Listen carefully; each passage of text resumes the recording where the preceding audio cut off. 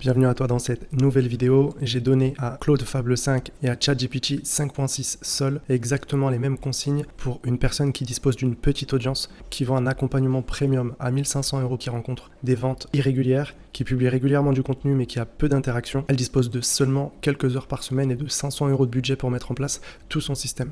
L'idée, c'est de lui créer une première offre accessible qui va lui permettre de récupérer des mails qualifiés, créer de la confiance et faire évoluer ses meilleurs clients vers son accompagnement premium. Vous allez voir que je vais regarder la qualité du diagnostic, la cohérence de l'offre, la logique du tunnel et surtout, ce qu'on oublie tout le temps de te dire, la faisabilité avec les ressources que tu auras disponibles pour vendre ton offre premium. Parce que j'imagine que tu le sais déjà, mais les IA peuvent aujourd'hui te pondre quelque chose d'extrêmement professionnel, mais de complètement impossible à réaliser dans les temps impartis avec les ressources que tu auras nécessaires. Vous allez voir que les réponses de ChatGPT et de Claude vont paraître extrêmement professionnelles, mais on va analyser pourquoi l'une des deux sera beaucoup mieux pour vendre son offre premium que l'autre. Volontairement, j'ai mis que cette personne disposait de peu de budget, puisqu'on sait qu'avec 10 000, 15 000, 50 000 € par mois et une grande équipe, on a beaucoup plus de chances de valider son offre et de générer plus de cash. La véritable clé, et je trouve que c'est là que beaucoup trop de coachs cernent pas assez leurs clients, c'est que la qualité d'une stratégie, ça se mesure pas uniquement avec ce qu'on va mettre en place, mais en considérant les ressources qu'on va avoir de disponibles pour pouvoir la mettre en place. Donc là, sur ChatGPT 5.6, je lui ai mis exactement le même prompt que sur Claude. On voit que le résultat a été généré en 1 minute et je trouve qu'il est bien meilleur que les précédents modèles puisque déjà, il me propose plusieurs potentiels problèmes. On voit qu'il demande si le contenu attire l'attention mais ne crée pas assez la décision, s'il n'y a pas de pont entre le moment où votre lead vous découvre et le moment où vous lui demandez d'acheter votre accompagnement premium, et si tout simplement la cible n'est pas trop large, puisqu'on le sait, en ciblant tout le monde, on cible finalement personne. Ou même encore, est-ce que les appels commerciaux n'arrivent pas un peu trop tôt? Est-ce qu'il n'y a pas assez d'étapes?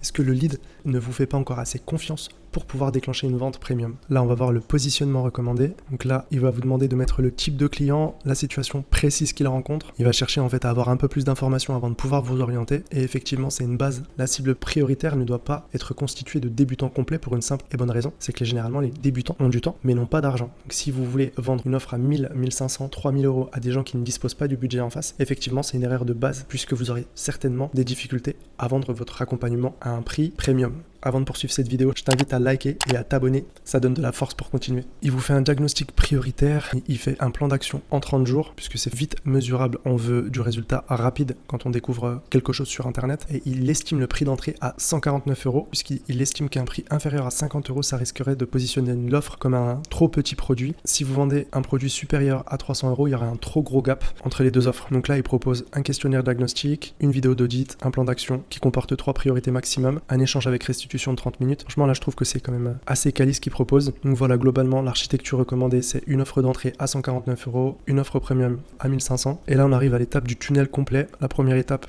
une acquisition avec 3 canaux maximum utilisés. Forcément, là aussi, c'est une base. Allez sur la plateforme sur laquelle votre audience se trouve. Si vous vendez en B2B, si vous vendez à des entreprises, évidemment qu'il faudra se rendre sur LinkedIn en priorité. Après, il faut être à l'aise aussi avec la plateforme. Donc, il faut être à l'aise avec le format plutôt écrit. Faites de la prospection personnalisée. Contactez entre 8 et 10 personnes, soit d'anciens prospects, soit des anciens clients, soit des personnes qui commentent, qui interagissent avec votre contenu. C'est vrai que c'est pas ce qu'on recommande actuellement. Et je pense que c'est parce que ça se fait plus trop que ça reprend de la valeur de tenter de faire ça. Et puis du retargeting. Donc, pour ceux qui connaissent pas le terme, donc c'est le fait en fait d'être représenté à une personne qui vous a vu une première fois. Peut-être qu'elle a hésité et que ça fait pas assez de temps qu'elle vous connaît pour pouvoir acheter votre produit. Bon, la page de vente, la structure, tac, là il vous met les contenus à publier, faire du mail forcément, et après le plan d'exécution sur 30 jours. Donc la base, construire votre offre avec la répartition en nombre d'heures, vendre les premières places, livrer et améliorer, stabiliser votre système, et après industrialiser si vous voyez que ça prend. Passez pas trop de temps à mettre en place un système. Ça c'est une grosse erreur aussi chez les gens qui ont tendance à débuter dans le business en ligne. Ils vont passer un temps fou sur la première étape qui est de valider déjà le produit, et puis finalement ils sortent leur produit, ça se vend une fois, 2 fois, grand maximum 3 fois, et derrière on a déjà commencé à penser à industrialiser, que finalement ça ne se vend pas. Donc si à la base il n'y a pas de traction sur votre produit, n'allez pas à l'étape numéro 2. Donc je trouve ça assez quali. Bon, après je lis pas forcément dans le détail, mais je trouve qu'il reste quand même assez en surface pour l'instant de ce que j'en ai vu. Je pense que Claude est quand même meilleur sur la stratégie globale. On va aller voir tout ça. Un écart entre son contenu gratuit et sa seule offre payante, et ça c'est le vrai problème.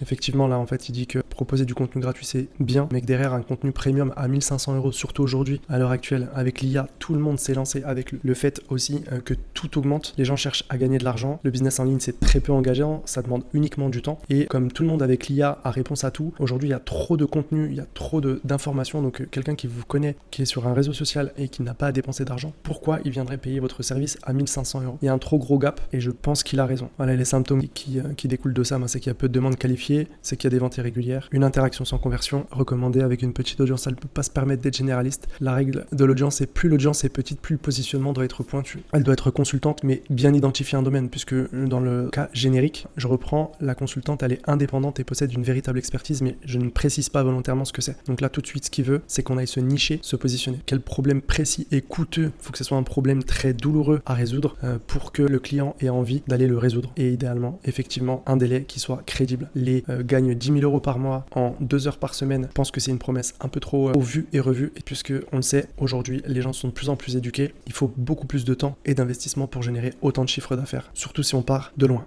Donc là, il met un prix recommandé approximatif à celui de ChatGPT, il met au maximum 150 €. Effectivement, là, Claude me demande plutôt de le positionner à 97 €. Je trouve que la limite psychologique et c'est personnel à 97 €, elle est mieux qu'à 150 €, même si en réalité, si vous arrivez à faire justement à bien vous positionner, la réalité c'est que ça peut autant se vendre. Quoi qu'il arrive, quand vous hésitez, j'ai envie de vous dire, c'est toujours le marché qui a raison. Donc si vous hésitez entre l'offre à 97 et celle à 150 €, testez les deux, testez celle à 97. Si ça marche, vendez un peu plus cher, 10 € plus cher, 20 € plus cher, jusqu'à ce que ça ne passe plus. Adaptez vos prix tout simplement. Attention, il faut que ça soit corrélé avec le niveau de valeur que vous êtes capable d'apporter. Donc là, pareil, il fait le même choix que ChatGPT. Il dit d'aller se rendre sur LinkedIn ou Instagram en fonction de la cible, de créer un lead magnet, de créer une séquence mail, offre diagnostic. Ok, les contenus à publier, un contenu démo prioritaire, un contenu de conviction prioritaire aussi. Il faut prendre une position sur une croyance, sur une fausse croyance de notre marché. Et je vous l'ai déjà dit, d'être polarisant. Et quand on est polarisant et qu'on prend parti sur un sujet un peu